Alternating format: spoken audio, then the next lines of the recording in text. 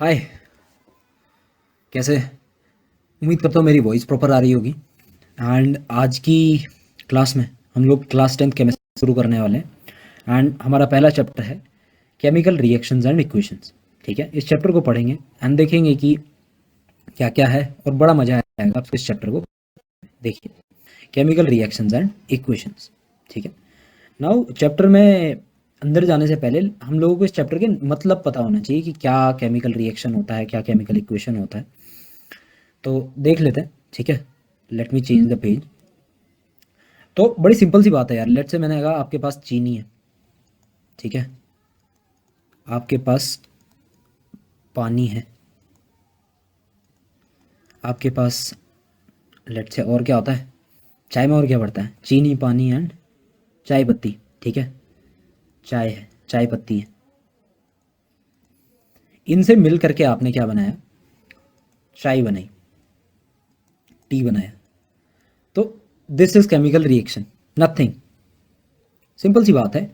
Equation को हम ऐसे लिखते हैं, केमिकल इक्वेशन। ठीक है, जो इस तरफ की चीज़ें होती हैं जिनसे मिल करके कोई नई चीज़ बनती है, इसको बोलते हैं रिएक्टेंट। ठीक है, रिएक्टेंट। अच्छा, जो ये इस तरफ बना है इसको बोलते हैं प्रोडक्ट। बड़ा सिंपल सी चीज़ है। तो केमिकल रिएक्शन क्या होती है? ऐसी कोई भी चीज़ जहाँ पे रिएक्टेंट्स मिल करके कोई नया सब्सटेंस या कोई नया प्रोडक्ट बनाए, उसको बोला जाता है केमिकल रिएक्शन। क्या बोला मैंने? कहा केमिकल रिएक्शन कुछ नहीं होता, इट्स अ सिंपल थिंग कि भाई when a new product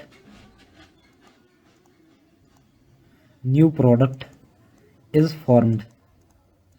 formed from reactants, इसी चीज को क्या बोलते हैं, केमिकल रिएक्शन बोलते हैं। केमिकल रिएक्शन कुछ नहीं है, कभी भी रिएक्टेंट यानी कि कुछ चीजें हैं उनसे जोड़ के, उनसे टूट करके कोई नई चीज बने, कोई नया प्रोडक्ट बने, तो उसको केमिकल रिएक्शन बोल देते हैं। ठीक है, जैसे आपने कहा चीनी पानी चाय पत्ती को मिला करके हमने चाय बना दी, ये केमिकल रिएक्शन है। ठीक है, तो अब क्या हुआ कि केमिकल रिएक्शन तो पढ़ लिया, लेकिन आप इसको लिखें कैसे? तो यही केमिकल रिएक्शन को जब मैं मैथमेटिकल फॉर्म में लिख लेता हूँ, यानी कि जैसे मैंने इसको लिखा, मैंने लिखा यार पानी प्लस चीनी, इट मेक्स चीनी पानी। ठीक है, चीनी वाला पानी यानी कि शुगर वाटर। तो ये मैंने लिखा है ना मैथमेटिकल फॉर्म में कि ये प्लस ये बराबर ये। तो जो ये है क्या, ये एक केमिकल रिएक्शन है। It is a chemical reaction. ठीक है, लेकिन केमिकल रिएक्शन को जब मैं मैथमेटिक्स के रूप में लिख दूं तो उसको बोल देते हैं केमिकल इक्वेशन। उसको क्या बोल देते हैं, केमिकल इक्वेशन बोल देते हैं। यानी कि केमिकल रिएक्शन क्या होती है आपने अभी समझा। आपने सिंपल सी बात कही यार, कभी भी रिएक्टेंट से नया प्रोडक्ट बनेगा, चाहे वो जुड़ के बने, चाहे रिएक्टेंट को टूट के बने, उसको बोलते हैं एक केमिकल रिएक्शन। अच्छा, केमिकल रिएक्शन को जब मैथमेटिकल रूप में रिप्रेजेंट किया जाता है या लिखा जाता है, उसको बोल देते हैं केमिकल इक्वेशन। अंडरस्टूड? ठीक है, बड़ा इजी सा टॉपिक है। ठीक है, ये समझ गया। अब आगे बढ़ते हैं मित्रों। देखो, अब हम एक मिनट यार, पेज चेंज होना। ठीक है, अब मैं क्या कह रहा हूँ कि आगे बढ़ने से पहले हम लोगों को समझना पड़ेगा कि अब एक कॉन्सेप्ट होता है, आपने क्लास 9th में भी पढ़ा होगा, उसको बोलते हैं, केमिस्ट्री का बेसिक फंडामेंटल कॉन्सेप्ट है जिसको कहा जाता है law of conservation of writing के लिए माफ़ करना यार, थोड़ा सा न्यू टू दिस। ठीक है, धीरे धीरे थिंग्स विल इम्प्रूव, देखते हैं क्या होता है। बट मैं कह रहा था केमिस्ट्री का एक बेसिक फंडामेंटल कॉन्सेप्ट है जिसको हम बोलते हैं law of conservation of mass. ठीक है, ऐसे पढ़ाऊंगा कि बेसिक जिसको कुछ भी नहीं आता है उसको भी समझ में आ जाएगा। ठीक है, आपने 9th पढ़ी हो ना पढ़ी हो, तो 9th में आपने law of conservation of mass पढ़ा। ये बेसिकली ये बोलता है कि हम इंसान, या हमारी औकात नहीं है कि हम क्या करें, मास को या तो बना पाए या मास को ख़त्म कर पाए। यानी कि मास कैन, एक मिनट यार, मास can neither be created, mass can neither neither be created nor be destroyed.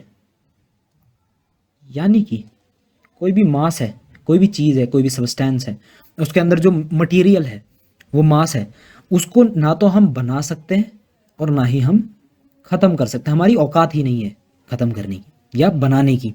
यानी कि फॉर एन एग्जांपल मैंने कहा यार, अगर हाइड्रोजन है, 2 हाइड्रोजन के मॉलिक्यूल्स हैं प्लस 2 ऑक्सीजन के मॉलिक्यूल्स हैं, और मैंने इसको रिएक्ट करके H2O बनाया, तो मेरी औकात नहीं है कि मैं ये हाइड्रोजन के 2 मॉलिक्यूल को इधर बढ़ा करके इधर 4 बना दूं, और मेरी ये भी औकात नहीं है कि मैं ऑक्सीजन के 2 मॉलिक्यूल्स को कम करके 1 मॉलिक्यूल बना दूं। इसका मतलब आपने कहा यार तो सब आपने गलत लिखा है कि ऑक्सीजन का एक ही मॉलिक्यूल लिखा है। तो नहीं, ये मॉलिक्यूल ऐसा बना है H2O का, बट हमको एक इंश्योर करना पड़ेगा कि हाइड्रोजन इधर भी बराबर रहे और इस तरफ भी बराबर रहे, साथ ही साथ ऑक्सीजन इस तरफ भी बराबर रहे और इस तरफ भी बराबर रहे। यानी कि इस कॉन्सेप्ट को बोला जाता है, एक मिनट, लेट मी इसको साफ करने में जरा। हाँ, अरे यार, ठीक है। तो मैंने कहा कि आप चाहेंगे law of conservation of mass ना टूटे, यानी कि केमिस्ट्री वायलेट ना हो, कि हाइड्रोजन का जो मास है यानी कि हाइड्रोजन के जो मॉलिक्यूल्स है, नंबर ऑफ मॉलिक्यूल्स, वो रिएक्टेंट साइड में भी सेम रहे एंड वो प्रोडक्ट साइड में भी सेम रहे। साथ ही साथ ऑक्सीजन के जो मॉलिक्यूल्स हैं वो रिएक्टेंट साइड में भी सेम रहे और वो प्रोडक्ट साइड में भी सेम रहे। यानी कि आपको दोनों को बराबर करना पड़ेगा। अब इसको बराबर करने के एक प्रोसेस को बोलते हैं केमिकल इक्वेशन को। भाई ये केमिकल इक्वेशन है, this is a chemical equation. अब जब मेरे को इसको क्या करना है, इस तरफ भी बराबर करना है, इस तरफ भी बराबर करना है, यानी कि मैं इसको बैलेंस कर रहा हूँ। सॉरी, एक मिनट, अरे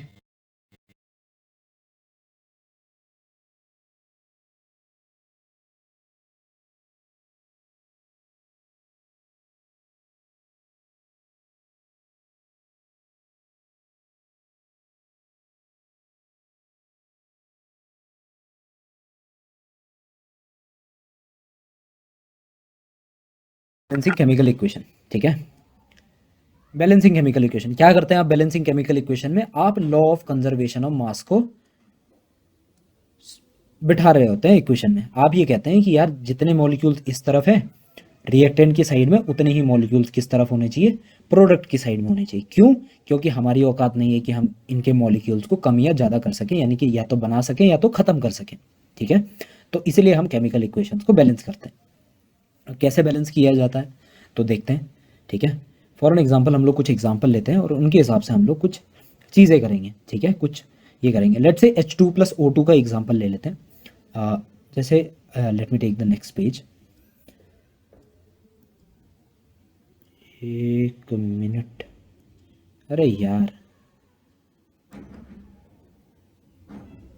हाँ। अब जैसे फॉर एन एग्जाम्पल मैंने एक एग्जाम्पल लिया H2, हाँ,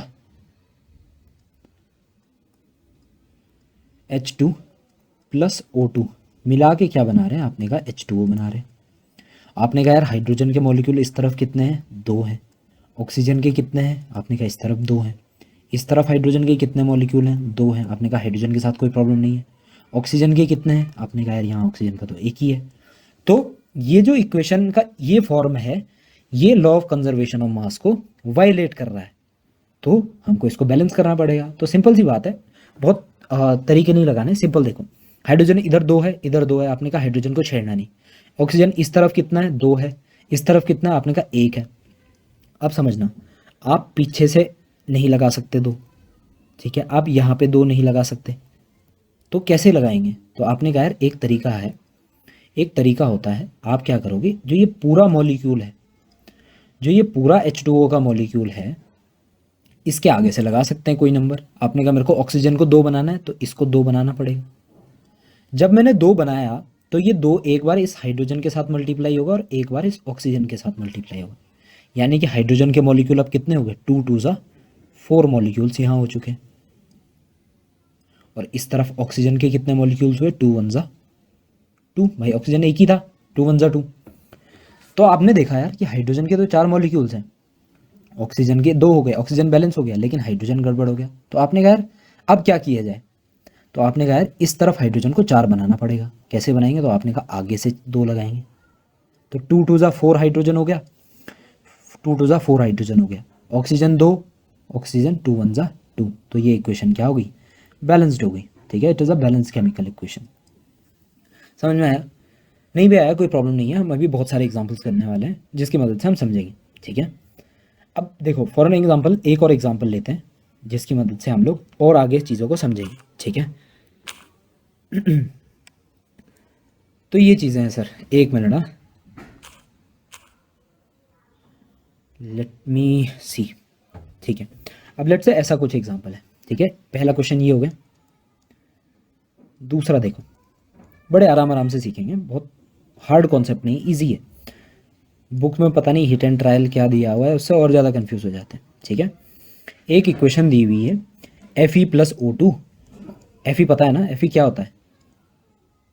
आयरन होता है, और O तो आपको पता ही ऑक्सीजन होता है। ये बना के मिला के बना रहे हैं Fe3O4, ये बना रहे हैं। अब आप इसको बैलेंस करना है, तो आपने कहा यार इस तरफ Fe कितना है? 1, इस तरफ कितना है? 3, तो Fe को इधर क्या करना पड़ेगा? 3 बनाना पड़ेगा। कैसे बनाएंगे?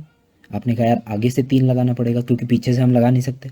तो Fe 3 हो गया, आपने कहा Fe 3 हो गया, दोनों तरफ Fe बैलेंस है। अच्छा, ऑक्सीजन इधर कितना है? तो आपने कहा 2 है, 2 है। इस तरफ ऑक्सीजन के कितने मॉलिक्यूल्स हैं? आपने कहा 4 मॉलिक्यूल्स हैं। तो यार 2 को 4 बनाया जा सकता है? आपने कहा हाँ। कैसे?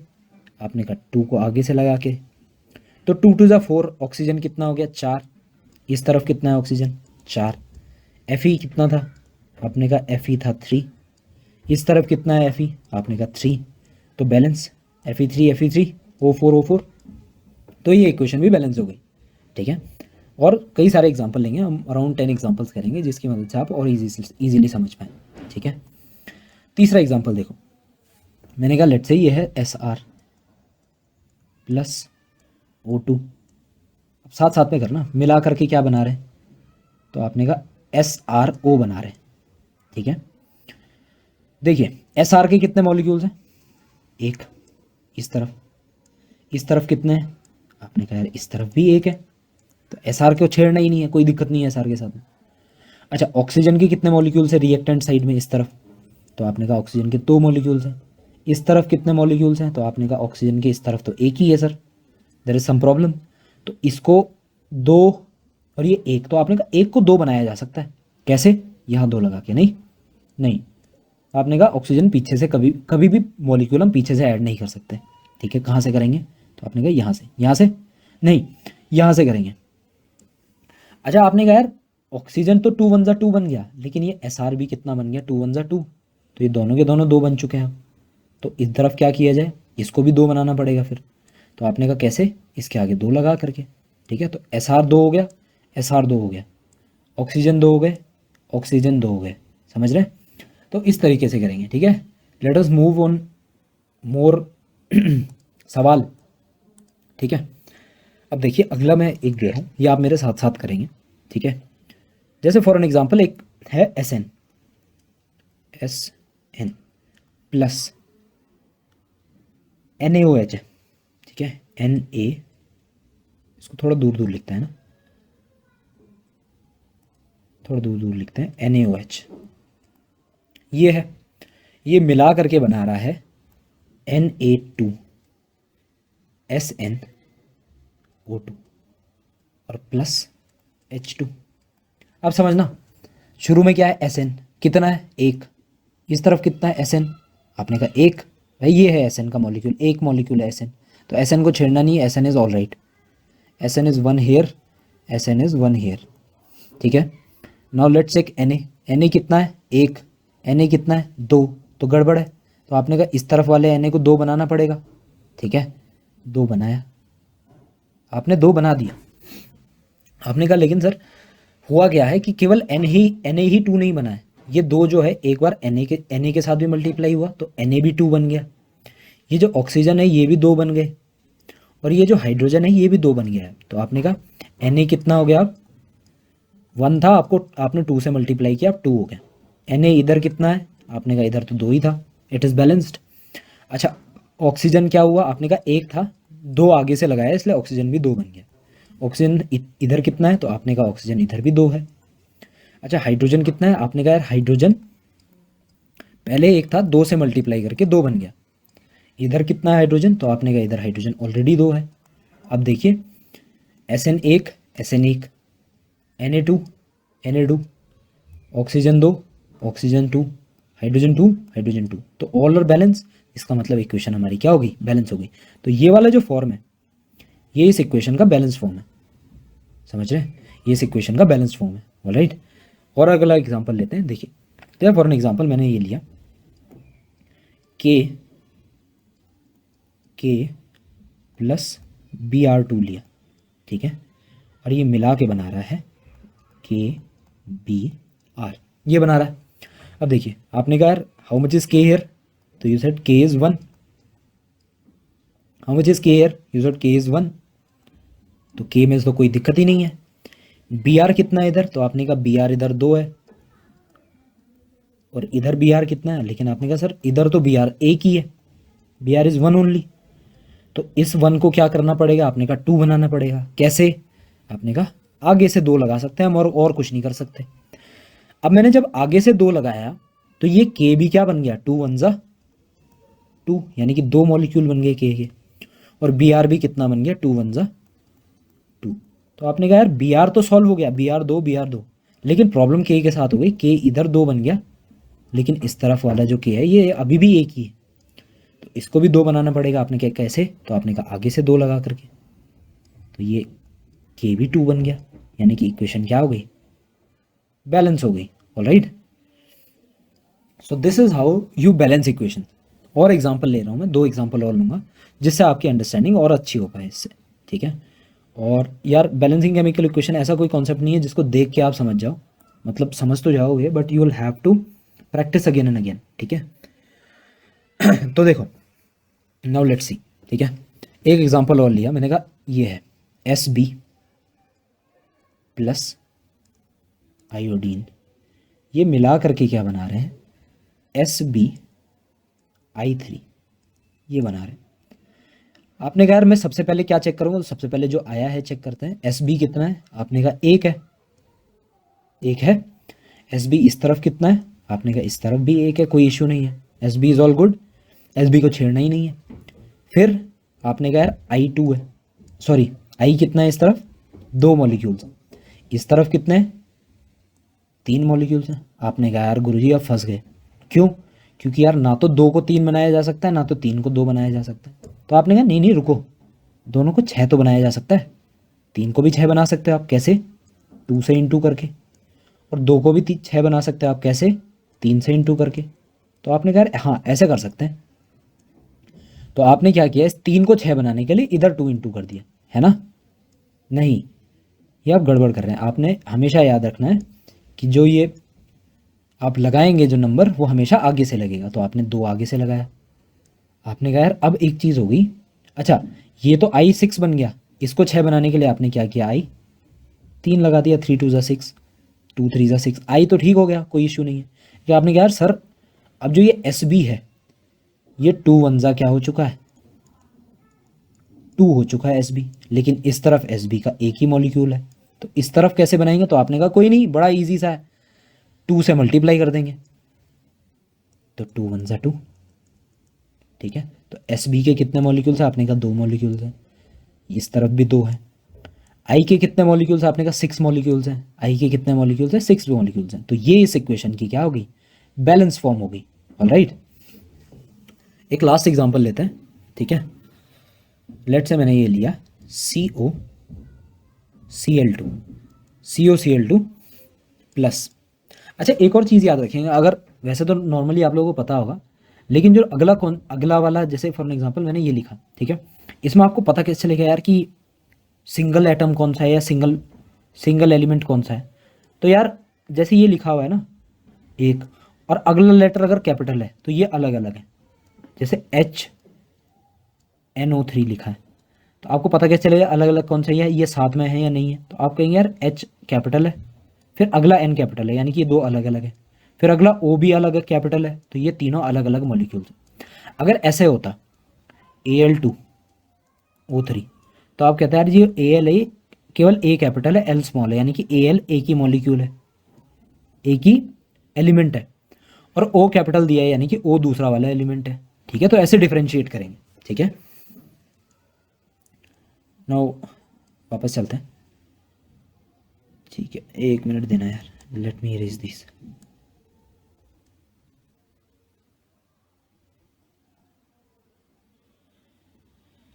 ठीक है, आगे बढ़ते हैं। देखो मित्रों, देखिए COCl2 प्लस में आपके पास क्या है, H2O, H2O ये मिला के बना रहा है क्या, आपने कहा HCl, प्लस में आपने कहा CO2, ये बना रहा है।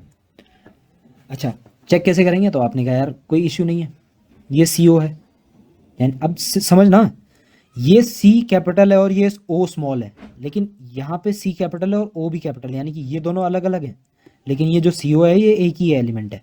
ठीक है, एक ही चीज़ है। तो आपने कहा CO कोबाल्ट जो है ये कितना है, 1 है। ठीक है, अरे यार मैं ही पगला हूँ, मैंने ही चीज़ गड़बड़ कर दी है। ठीक है,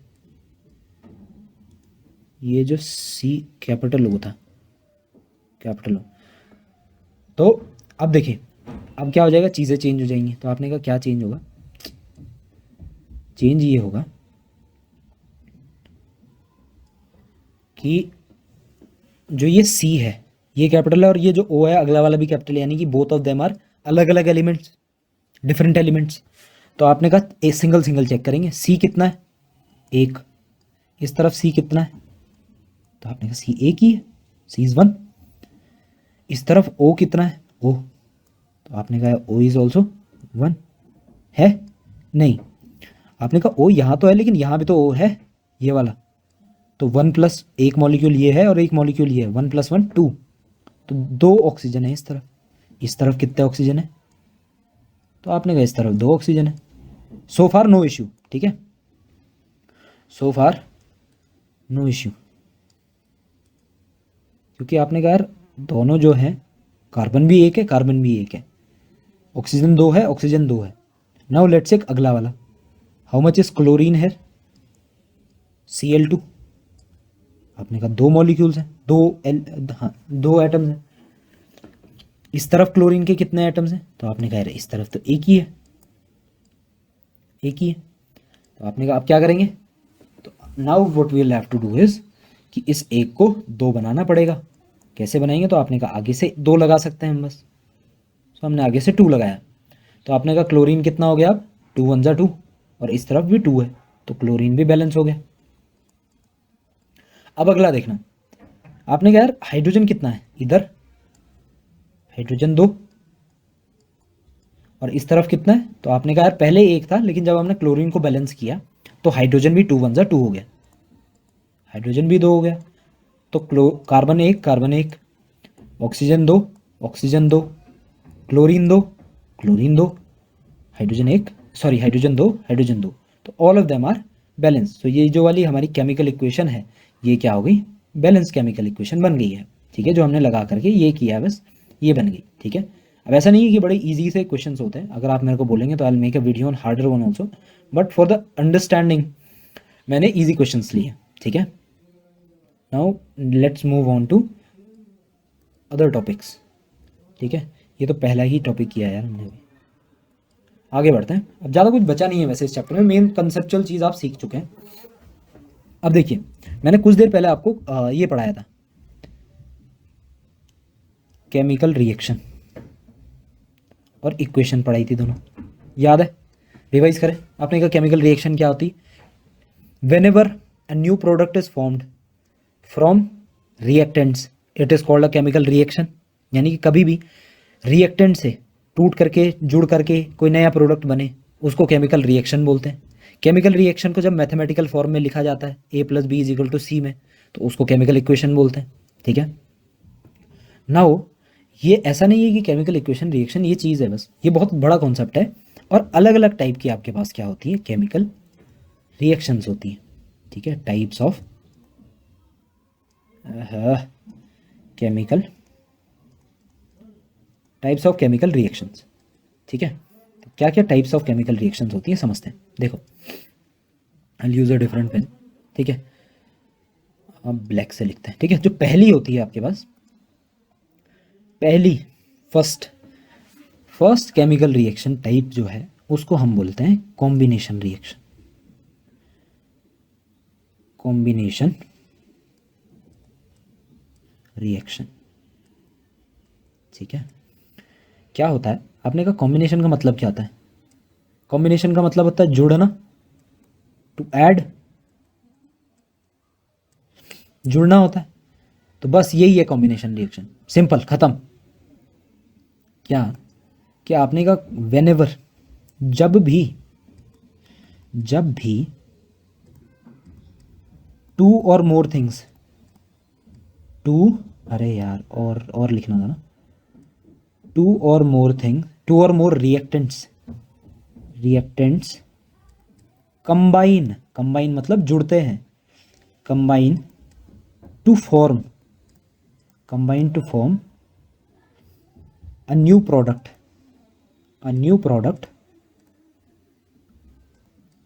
ऐसी रिएक्शन को बोलते हैं combination reaction. This type of reaction is called combination reaction, ठीक है। This reaction is called combination reaction, ठीक है, कॉम्बिनेशन रिएक्शन, ठीक है। समझ में आई? अरे कॉम्बिनेशन तो नाम से समझ में आ रहा है ना। कॉम्बाइन करने का मतलब क्या होता है? कंबाइन करने का मतलब टू ऐड, जोड़ना। तो कॉम्बिनेशन का मतलब क्या होता है? जुड़ना, इट इज अ नाउन, ठीक है, जुड़ना।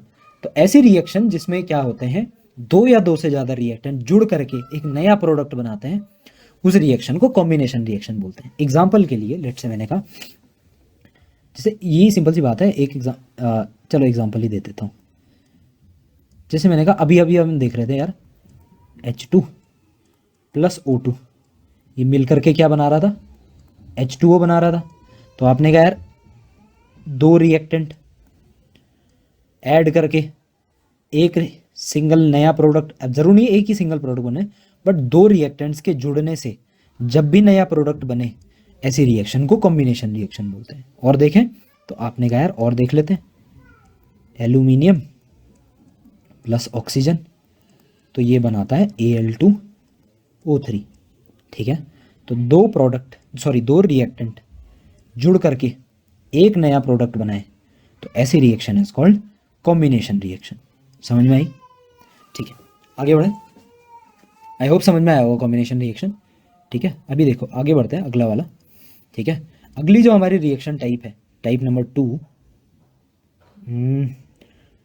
टू, इट इज कॉल्ड क्या बोलते हैं, डिकम्पोजिशन रिएक्शन। नाउ ये थोड़ा सा अब इंपॉर्टेंट होने लगा है पेपर के पॉइंट ऑफ व्यू से, डिकम्पोजिशन रिएक्शन, ठीक है। अरे यार, डिकम्पोजिशन रिएक्शन, ठीक है। अब समझना बड़े ध्यान से। डिकम्पोज आपने पढ़ा होगा, डिकम्पोजिशन या डिकम्पोजर्स पढ़े होंगे। डिकम्पोजिशन का मतलब होता है हिंदी में टूटना, ठीक है, टूटना, ठीक है, या टू ब्रेक,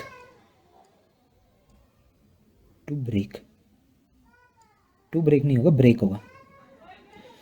तो डिकम्पोजिशन, तो it is as its name says, जैसे इसका नाम बोल रहा है टूटना। जैसे कॉम्बिनेशन जुड़ना, तो जब भी दो रिएक्टेंट जुड़ करके एक नया प्रोडक्ट बनाए उसको कॉम्बिनेशन बोला।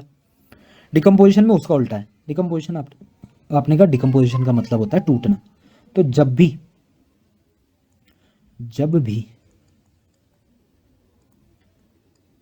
एक रिएक्टेंट, एक ही टूटेगा ना मल्टीपल में, तो जब भी एक रिएक्टेंट टूट करके, ठीक है, टूट के दो या दो से ज्यादा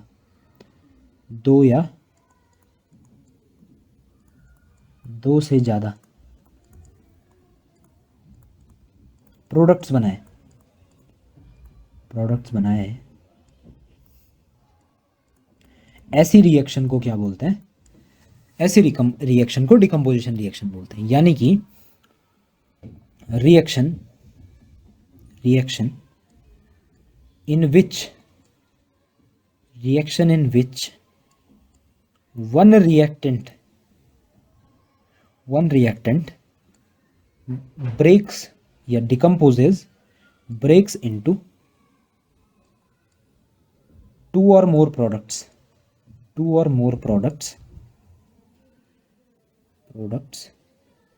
such reaction is called decomposition reaction। ठीक है, फॉर एन एग्जाम्पल आपने कहा, जैसा ना एग्जाम्पल ले लेते हैं, CaO है, कैल्शियम ऑक्साइड CaO। इसमें जब आप क्या करते हैं, हीट देते हैं इसमें, तो ये क्या करता है, कैल्शियम और ऑक्सीजन में टूट जाता है। ठीक है, तो एक रिएक्टेंट जब टूट करके दो या दो से ज़्यादा प्रोडक्ट बनाए, ऐसी रिएक्शन को डिकम्पोजिशन रिएक्शन बोलते हैं। समझ में आई? लेकिन डिकम्पोजिशन केवल यहीं तक लिमिटेड नहीं है, आप लोगों को डिकम्पोजिशन में 3 टाइप्स पढ़ने हैं डिकम्पोजिशन रिएक्शन, तो पढ़ लेते हैं। लेकिन उससे पहले मैं पेज चेंज कर लेता हूँ, गिव मी अ सेकेंड। ठीक है, उम्मीद करता हूँ यार you are able to understand whatever I am teaching. ठीक है, तो मैं ये कह रहा हूँ कि जो ये डिकम्पोजिशन रिएक्शन है ना,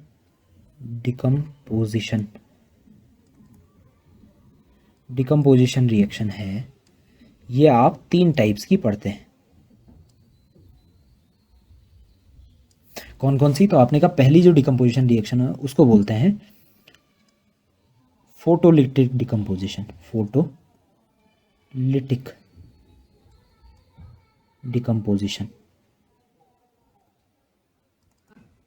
photolytic decomposition reaction. Second is electrolytic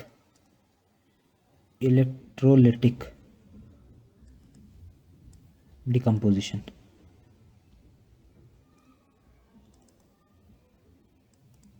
क्या आपको पता है जिन भी वर्ड्स के लास्ट में TION होता है ना, these are nouns.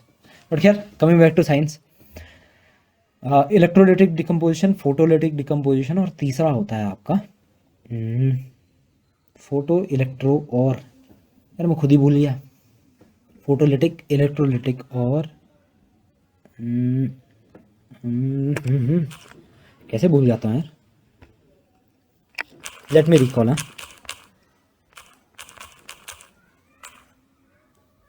Photolytic, electrolytic and एक और होती है ना, क्या बोलते हैं, थर्मल डिकम्पोजिशन। सॉरी यार, जो अब भी बताया वो तो भूल ही गया। Thermal decomposition. Now these are very easy terms,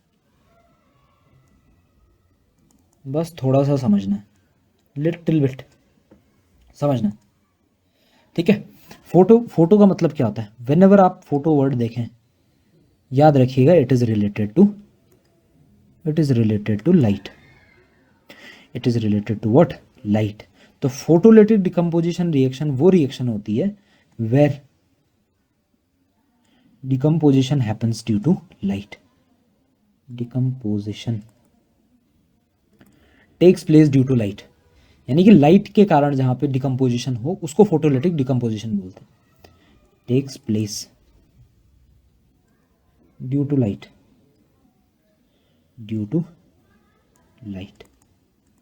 example. तो आपने कहा एग्जाम्पल है इसका, एक बहुत फेमस एग्जाम्पल है AgBr। ठीक है, तो होता क्या है इसमें कि AgBr में जब आप लाइट पास करो, तो होता क्या है, Ag है सिल्वर, Br है ब्रोमीन, तो ये सिल्वर और ब्रोमीन में टूट जाता है। ठीक है, AgBr यानी कि सिल्वर ब्रोमाइड में जब लाइट पास कराई जाए, यानी कि जब लाइट में रखा जाए, तो वो सिल्वर और ब्रोमीन 2 कंपोनेंट्स में टूट जाता है। एक रिएक्टेंट 2 प्रोडक्ट्स में टूट रहा है तो इट इज डिकम्पोजिशन, और लाइट की वजह से टूट रहा है तो it is photolytic decomposition. Right, clear? अच्छा, ऐसी एक दूसरा एग्जांपल होता है AgCl का। सेम केस, लाइट में रखा तो क्या होता है, सिल्वर Ag और क्लोरीन Cl में टूट जाता है, Cl2 होगा बट ठीक है, समझ में आई। ठीक है, आगे बढ़ते हैं। ठीक है, हाँ क्या कर रहा हूँ, अरे भाई ये क्या हो रहा है, अच्छा कलर सेलेक्ट करना होता है क्या, अच्छा सॉरी। ठीक है मित्रों, अभी देखो, what is electrolytic decomposition, you have said decomposition is what is decomposition, तो आपने कहा decomposition is a reaction where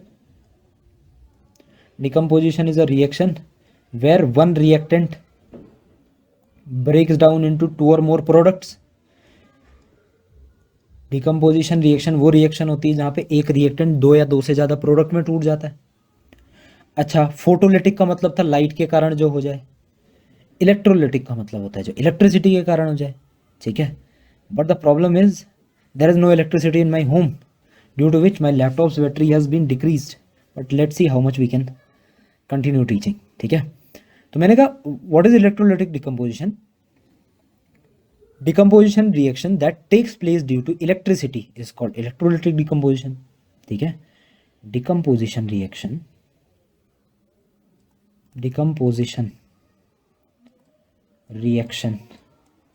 that takes place, दिख रहा है, takes place, I'll try to not add these things ना अगले लेक्चर से, takes place due to electricity. यार आप कहेंगे यार भाई जी ऐसा क्या है, इलेक्ट्रिसिटी से कैसी चीज़ें टूटती हैं, तो मैं बताता हूँ। देखो पिछली क्लास में याद है आपने कोई नया कलर कौन सा, ब्लू, अरे ठीक है, याद है पिछली क्लास में आपने आयनिक कंपाउंड्स पढ़े थे, आयनिक कंपाउंड्स। अब जिन गधों को ये नहीं पता है उनको मैं बता देता हूँ आयनिक कंपाउंड्स होते क्या हैं। ऐसे कंपाउंड जो पॉजिटिव और नेगेटिव आयंस, यानी कि पॉजिटिव और नेगेटिव चार्ज्ड एटम्स, होता क्या है कि जो एटम्स हैं, एटम्स जो होते हैं वो इलेक्ट्रॉन या तो देते हैं या तो इलेक्ट्रॉन लेते हैं, कुछ एटम्स। ठीक है, तो जब वो इलेक्ट्रॉन देते हैं तो उन पे पॉजिटिव चार्ज आ जाता है, जब इलेक्ट्रॉन लेते हैं तो नेगेटिव चार्ज आता है। अब लेट से दो ऐसे आयंस मिल गए, उनको आयंस बोल देते हैं, पॉजिटिव नेगेटिव चार्ज एटम्स को। जब दो आयन ऐसे मिल गए पॉजिटिव नेगेटिव तो अट्रैक्शन होगा पॉजिटिव नेगेटिव में, अट्रैक्शन होगा तो वो कंपाउंड बनाते हैं आयनिक कंपाउंड। ठीक है, आई नो थोड़ा जल्दी पढ़ा रहा हूँ बट ट्राई टू अंडरस्टैंड। ठीक है, अब क्या हुआ समझना, अब जब ये पॉजिटिव नेगेटिव है, आपको ये भी पता है जब बिजली इसके सोल्यूशन, लेट से मैंने क्या किया, NaCl, नमक खाते हो, ठीक है, तो वो भी ऐसे ही बनता है, Na+ होता है और Cl- होता है, तो ये जुड़ जाते हैं NaCl बना देते हैं। जब इसका मैंने पानी में घोल बनाया NaCl का, आपको पता है लाइट जब इलेक्ट्रिसिटी पास कराएंगे,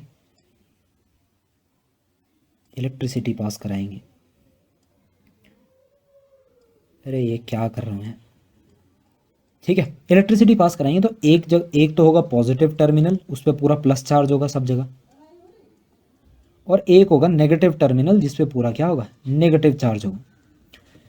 तो ये धीरे धीरे जो आयनिक कंपाउंड है ना ब्रेक होना शुरू होता है Na+ और Cl- में, और जो ये प्लस वाला है ये माइनस पे चिपक जाता है, माइनस वाला प्लस पे चिपक जाता है। ये जो प्रोसेस हो रही है इसको बोलते हैं इलेक्ट्रोलिसिस। ठीक है, तो when this breakdown happens due to electricity, this decomposition happens due to electricity, it is called electrolytic decomposition। Example आपने देख ही लिया, NaCl में जब आपने इलेक्ट्रोलिसिस करा, इसका इलेक्ट्रोलिसिस मतलब इसके सोल्यूशन यानी कि पानी मिला दिया उसमें, उसमें क्या किया, जब इलेक्ट्रिसिटी पास करी तो आपने कहा तब क्या बनेगा, इलेक्ट्रिसिटी। अरे क्या कर रहा हूँ, इलेक्ट्रोलिसिस लिखना था ना, इलेक्ट्रोलिसिस। ठीक है, इलेक्ट्रोलिसिस जब करेंगे तो ये Na और Cl में टूट जाएगा। ठीक है, so this is electrolytic decomposition. Now comes the last, आज इस लेक्चर का लास्ट टॉपिक, जिसको हम बोल रहे हैं thermal decomposition. All right, thermal decomposition, thermal का मतलब होता है हीट। तो decomposition that happens due to heat is called thermal decomposition. ठीक है, डिकम्पोजिशन ड्यू टू हीट, ठीक है, गर्मी की वजह से जो डिकम्पोजिशन होता है उसको थर्मल डिकम्पोजिशन बोलते हैं। फॉर एन एग्जांपल CaO था, हमने अभी अभी देखा, ये इसमें जब ये जो ट्रायंगल जैसे दिख रहा है इसको हीट बोलते हैं। हीट में रखा जाए तो ये कैल्शियम, ये चूना है बेसिकली, ठीक है, जो चूना करते हो ना उसको, तो कैल्शियम उसमें जब ऑक्सीजन रिएक्ट होती है तो कैल्शियम ऑक्साइड बनता है, और जब वो गर्म होता है तो कैल्शियम अलग और ऑक्सीजन अलग हो जाती है।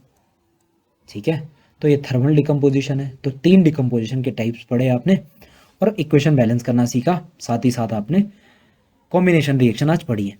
आज के लेक्चर में इतना ही रखते हैं, ठीक है। I will see you in the next lecture, तब तक के लिए bye bye, take care, please like share and subscribe.